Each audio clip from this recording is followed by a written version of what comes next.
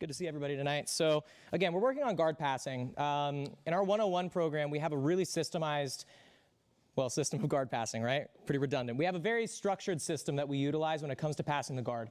Most of the guard passes that we use are in some way using lever control to end up getting to hip control, okay?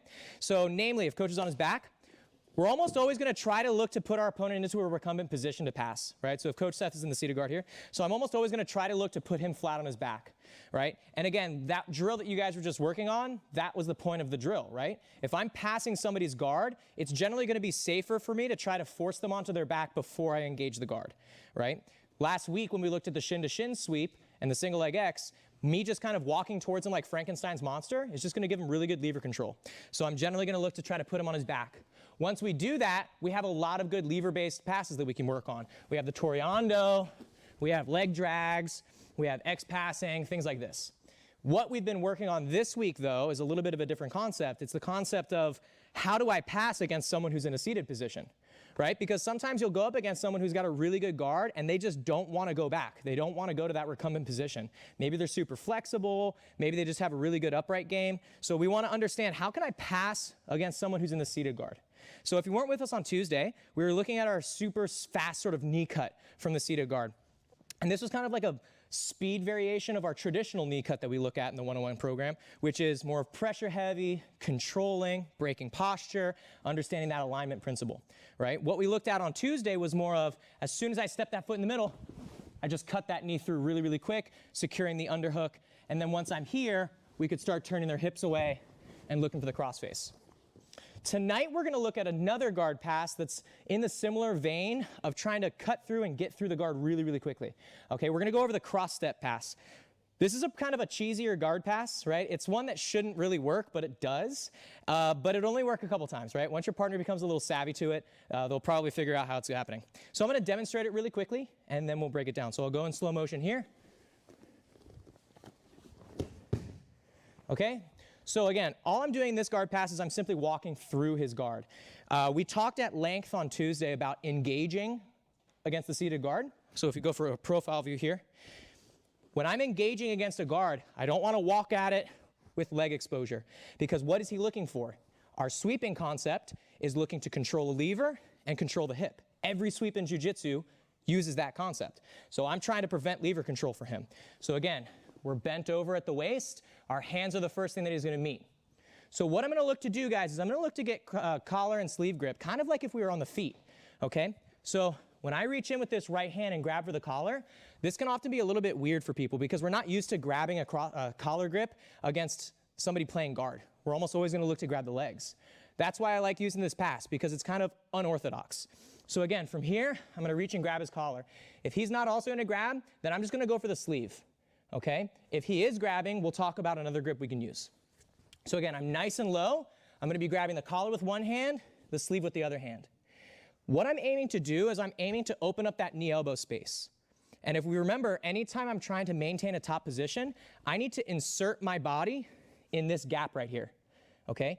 Every guard pass ends with our body in between their knee and their elbow. So what I'm going to do is I'm simply going to pull this elbow towards me. But this can be a little bit tricky, especially if you've got a really tight knee elbow connection. So what we're going to do first is I'm going to start pulling him towards me. His tendency when somebody's pulling you towards them is to pull back the other way. So as I'm pulling him towards me and I feel him pulling backwards, that's when I start to make my move. So at the same time as I push this collar forward, I'm going to be pulling this arm towards me. My left foot is going to take a small step to the side as my right foot kicks him in the hip. Now, as soon as I get this foot on the floor, I can just drive him down with my right hand, but I like to use the steering wheel motion, where I'm going to take him and rotate him down in front of me. This just makes it a little easier for this kickstand to come into play. So what we're in right now is our knee on belly position, and the knee on belly position is where our knee is on their stomach. My opposite leg is a post or a kickstand. And this needs to match his force vector, meaning when he tries to push into me, this needs to match the direction where his force is going. So if my kickstand's up here, he's going to put me down. If it's back here, same thing. My right foot is going to be hooking right behind his butt cheek. Now, the reason that I'm aiming to do this is because I want to keep hip control on my opponent. For those of you who remember, we can then go into knee ride from here, where we create that posture break, turning his knees away from us. But in the most simple form, guys, knee on belly is with the knee on the belly here, kickstand here, and I can maintain these grips. So we're going to keep it super simple first, and we'll pepper in some details as we go along. So again, starting nice and low, I'm bending at the hip. I'm going to engage with my grips. One, we're doing what we call a same side grip, as opposed to a cross collar grip. So I'm going same side, and I'm reaching for the sleeve. If he's grabbing my collar, I'm going to grab the tricep, okay? Because this is going to give me more pull. But if he's not grabbing my collar, if he's just sitting there, I'm just going to go for the sleeve. That's too far away, so I'm just going to hold the sleeve. So I'm going to pull him towards me. When he steps, or when he pulls backwards, I take a slight step to the side. I'm pulling that elbow out. Don't knee your partner in the face. Keep him looking pretty. But I'm going to take my right foot. I'm going to step it through the gap right here. I can also just kind of circle it around. That's fine too. But I'm just aiming to get my foot right down next to his hip. As soon as I do that, I'm going to do a steering wheel motion. And I pull him down in front of me. And notice here, when I'm done, I'm keeping good lever control with this arm.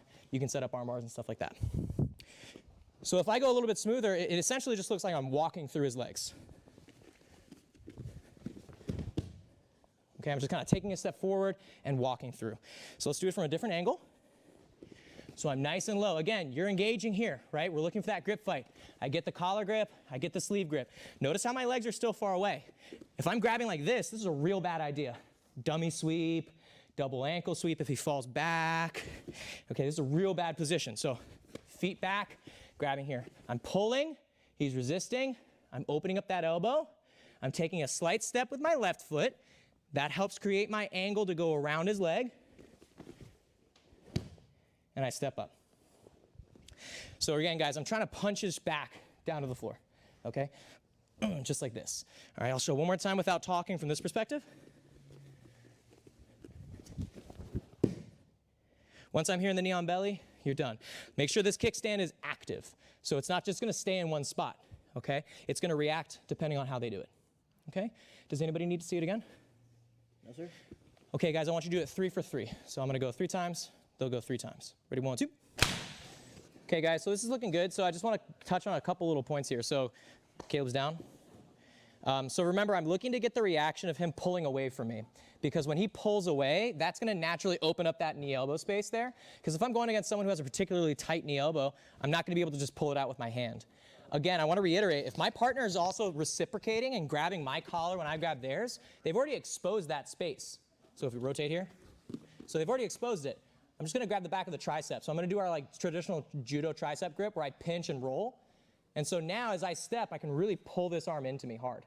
Okay? Because what I'm doing is I'm creating counter pressure. As I'm pulling him this way, I'm pushing him down, right? So, and I do this cross step motion here, I'm really pulling this side up. So that way he's not gonna be able to turn into me quite as easily, right? This is just our basic lever control. This is essentially the same as when we go for Kimura control. I'm using this as a lever so when he turns into me, I can push it away. When he turns away from me, I pull it towards me. So it's the exact same mechanic, all right? It's kind of like that ratchet lever motion that we've been talking a lot about. So, a couple things. When I'm hitting this guard pass, oftentimes our opponent is gonna look to turn into us, okay? Because once I'm here and I start to pass and I'm flattening him out, exactly, he's gonna look to get onto his side, okay? Why are they able to do this, first of all? Remember, we're always thinking about the concepts behind what we're doing. The reason that they're able to turn into you is because you have not created a posture break, right? The most powerful way to pin someone is by breaking their posture. So if he's able to turn onto his side, it's because I didn't break his posture. So let's look at a couple ways that we can ensure that we keep the posture broken as we're passing. The first is just going to be utilizing the knee ride. So some people are not familiar with the knee ride. The knee ride is not the knee on belly. These are two completely different positions. Go ahead and rotate your head this way for me. Lean your back for me, Caleb. Okay, so this is your knee on belly. Pressure heavy, right? I drive my knee straight through his gut, pin him down to the mat. This is great but this is not actually breaking his posture, okay? If I was rolling against a big, strong dude, I'm not really gonna be able to hold him down super, super well with a knee on belly. That's where the knee ride would come in. The knee ride is where I'm creating a posture break. So what I do in a knee ride is I take my foot that's hooking on his hip and I slide it up to gain lever control on his knee, okay? So now I'm creating almost like this perpendicular angle with him, and I'm creating a posture break.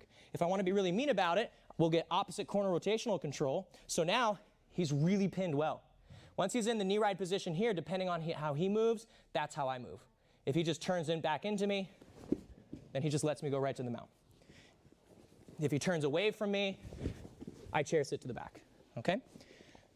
So generally when we teach knee on belly positions in the 101 class, we start off teaching the knee ride because this is more of an efficient position to utilize. It doesn't rely on me trying to put my knee through his bottom or through his gut, okay? Not through his bottom, we don't want to do that. We want to put our knee through their gut, right? So I'm using that posture break here in order to pin him down. What would that look like in the context of the guard pass? I'm here, I get my grip, I'm pulling, he's resisting. I take that little step off to the side. Remember guys, I can circle this leg or I can step it through. I find that when I step it through, it's a little bit weary with like throwing the knee into the face. So the circle step is fine too. I put him down, and now as soon as I put him down, I immediately start getting that foot in the crook of his knee, okay? And now we're here in the knee ride. I can pin the opposite shoulder, and I can ride this position for a little bit. Don't be confused, guys. My knee should still be in his belly. If my knee goes down on the floor, this is the twisted mount. This is a different position. So I want you guys to start playing with this posture break here of using the knee ride. Notice my positioning as well. I'm not really hunkered down too far. I'm a little bit more upright, and my body is actually turned away. Why? Because my right leg is turning out, okay? If I try to turn it and face him, I'm creating this really awkward angle on my knee, and it's not very fun. It's not very pleasant. So I'm turning my body here. Okay, so I want you guys to try to use the knee ride this time to finish. Play around a little bit with it. Try to utilize this position because, again, you're using a posture break as opposed to being able to hold someone down just because I'm bigger and stronger than they are. Okay, so I'll show it from the other side. So we're here. We get our grips. Remember, if he's grabbing me, we're going for the tricep grip. Everything's going to be the same, though. I pull, he pulls. I step, I circle that leg through, and I'm doing the steering wheel motion. I put him down, and I immediately look to go to knee ride, okay? Does anyone have any questions? Many of us have done knee ride before. It shouldn't be too new. Ready, 1, 2. A lot of us may have done the knee ride for the first time tonight, which is totally cool. If it's a new position for you, then try to utilize it. Remember, our goal in this class is efficiency. We should be able to, our jiu-jitsu should work on anybody regardless of size, right? The smallest person, the biggest person, your jiu-jitsu should still work. If your jiu-jitsu only works on people smaller than you, then you have bad jiu-jitsu, right? Because that's not what our goal is. Our goal isn't just to be able to beat up people smaller than us. Our goal should be able to win against anybody. So efficiency is number one. A couple things that we can add in, guys. As I'm doing this guard pass, and I'm going against someone who has a particularly annoying guard, as I go to do that cross-step motion, they can fall back and throw that right leg up in between my legs. Okay, so it'll be kind of like a pseudo 50-50. So again, if I'm here, I step through, he falls back, he throws that right leg up. Yeah, so we kind of end up in this position. This is actually really, really common. And so now I can't really come down on top of him because he has this leg in the way. Okay, so this is all good, guys. All we're gonna do is we're just gonna go back to our knee cut. So I'm gonna step back, I'm gonna get my elbow in between as I slide my knee through, and I start to open his leg up with that knee cut motion. Okay, again, once I'm in this position, the knee on belly won't really work too well, so we'll just slide down to our side mount. All right, for those of you who remember our side mount, it is different from the side mount. Okay, so again, for those of you who want to give this a go, they're back up. So I'm here, I step, he throws that leg up. So we're kind of like in this, not necessarily 50-50, he's just kind of throwing that leg up in my face. So what I'm gonna do, guys, is I'm gonna step my left leg back as I get my elbow in. Now I slide my left knee in, and I just use it to pin his leg to the floor. Okay, this is just a little extra piece that you guys can try using. All right, just stay focusing on that cross-step pass, though. Okay, if you have trouble with the pass itself, focus on that. Okay, if you guys want to give this a go, feel free. Again, once I get this leg pinned to the floor, okay, right here, I'm just going to slide my hips down. side mount. So if you're unfamiliar, side mount is where we're just consolidating the guard pass. We're focusing 100% on just hip control. I'm not trying to work up to the top half yet. Okay? Last little thing, one more little bonus. Okay, for those of you who remember some of our top control movements, you can also top spin, right? So if I'm here and I pass, he turns in, I can also top spin behind him. There's your back exposure. We can come up and immediately chair sit, okay? So this is for more of the, some more of our advanced students. If you guys want to try throwing this in there, you can utilize that knee cut to get back to the pass, or you can utilize the top spin when they turn into you, okay? Sometimes it's called a recut. Yes. When you use your opposite leg to cut through. So I'll show the top spin one more time. So I hit the pass, he turns into me. Remember when they turn in for my top spin, we're generally gonna look for the underhook. If we don't get the underhook, it's fine. We're just gonna step our leg over their head, use a knee wedge here as I back kick, and immediately drop my hip behind his butt.